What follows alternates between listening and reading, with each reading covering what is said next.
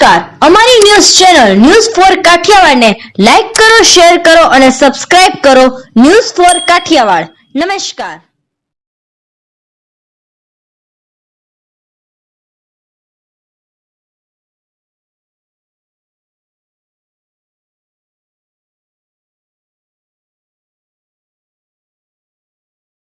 જૂનાગઢ ગિરનાર પર્વત ઉપર પીજીવીસીએલ દ્વારા જે11 કેવી લાઇન નખાય છે તેનું વહેલી તકે લોકાર્પણ કરવા અને ગિરનાર ઉપરની પાણીની સમસ્યાનો કાયમી નિરાકરણ લાવવા માટેની પૂજ્ય તનસુખ ગીરી બાપુ દ્વારા સરકારને રજૂઆત કરવામાં આવી.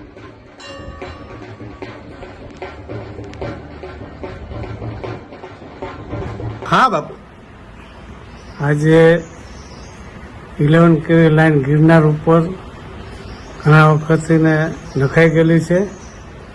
એને મૂર્તિબંધ કરવા માટે થઈને સરકારે પગલાં લીધા છે. શરૂઆત તો થઈ ગઈ છે. એનઓસી પણ આવી ગઈ, પુરાતત્વ ખાતા, જંગલ ખાતાની એનઓસી આવી ગઈ છે એવું સંભળાય છે. તો આ લાઈન કાર્ય થાય જેથી કરીને અમારા મંદિરની આજુબાજુમાં અમારા જે ટાંકા છે અમે ઘણા વખતથી અમે યાતના ભોગવીએ છીએ. 3 ફેઝ લાઈન ત્યાં ઉપડતી નથી કેમ કે વીજળી પુરવઠો પૂરો મળતો નથી. એટલે આજે અમારે આ ટાંકા જે છે ને આજે ઘણા વખતથી ભરાઈ ગયા છે. ખપ્પરનો ટાંકો તો ભરાઈ ગયો છે. એ ટાંકાના પાણી એમને હાવ વ્યસ્ત જાય છે. જો 3 ફેઝ લાઈન હોય તો પાણીથી એનાથી અમે પાણી ગિરનાર ઉપર માતાજીના મંદિરે પહોંચાડીએ છીએ. 10,000 ફૂટ નીચે ટાંકો છે, એમાંથી પાણી લઈ શકીએ.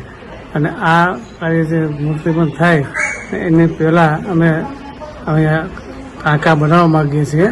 મૂર્તિબંધ તો આ પહેલું છે, પણ માનનીય મુખ્યમંત્રીશ્રીએ જાહેરાત કરી છે કે અહીંયા પાણી પુરવઠો પણ આપણે કિનારા પર પહોંચાડવો. વીજ પુરવઠો 9 કરોડમાં પહોંચાડ્યો છે, પણ પાણી પુરવઠો પહોંચાડવો એ જાહેરાત અગાઉ કરેલી છે. તો એ જાહેર થાય એ તો થઈ જ્યારે થવાને કરશે જ કરો સરકાર. પણ એ પહેલાં અમારે પણ અમારી જમીન છે જે ફોરેસ્ટમાંથી બાકાત થયેલી જમીન અમારી છે, એમાં અમારો નકશો પણ એપ્રુવ કરવા દીધો છે.